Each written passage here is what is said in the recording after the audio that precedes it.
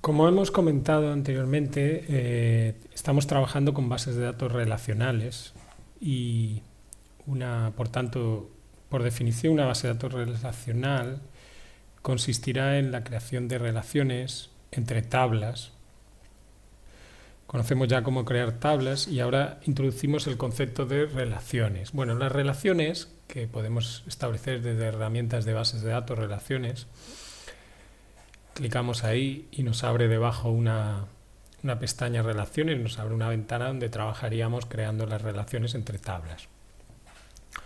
Bueno, la idea de las relaciones es que vamos a evitar duplicidad de datos. Vamos a aprovechar, por ejemplo, que canciones contiene un campo álbumes, y álbumes son los discos. Por tanto, dentro de canciones tiene que existir un álbum que será un disco, a su vez almacenado en la tabla discos. No tiene sentido introducir el título ni ningún dato adicional dentro de canciones, puesto que en discos ya está esa información.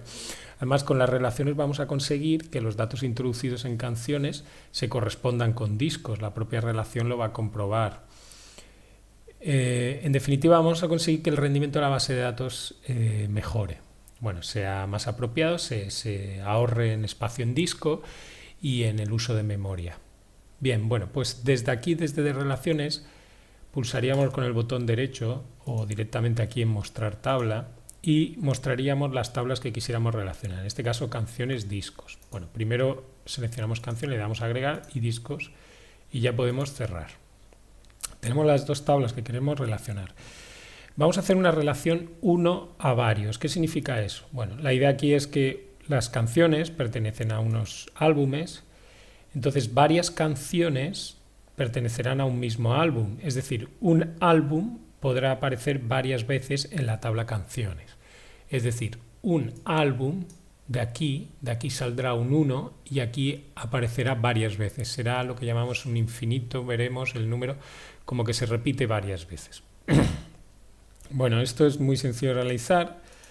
Siempre vamos a tener que utilizar la clave principal de la tabla tenemos el dato, digamos, origen, la tabla principal, y esta sería, digamos, la tabla secundaria. De la tabla principal, donde digo tenemos el dato origen, que se va a replicar varias veces en la tabla secundaria, pinchamos sobre su clave principal, en este caso ID, y mantenemos pulsada, arrastramos sobre el campo que va a almacenar en la tabla canciones ese ID de disco. Bueno, pues soltaríamos ahí, nos aparece esta ventana, está indicando que vamos a crear una relación y vamos a marcar estas opciones: exigir integridad referencial, actualizar en cascada y eliminar en cascada los registros relacionados. Bueno, la idea de exigir integridad referencial es que los datos de origen, aquí vamos a introducir datos que realmente existan en discos. Entonces, en la base de datos se va a asegurar que los datos que en álbum aparezca un ID correspondiente a disco, con exigir integridad referencial.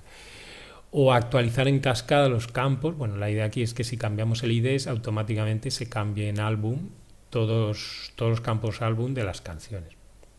Y eliminar en cascada nos va a permitir que cuando borremos un disco nos pregunte si queremos borrar también sus canciones. Es decir, son opciones interesantes. Luego ya sobre la práctica o sobre cada caso concreto convendrá o no activarlas. En este caso vamos a activarlas y pulsamos en crear. Bien, ya tenemos la relación y, como decía, un dato de discos se va a replicar varias veces en canciones. Esa es la idea de una relación una a varios.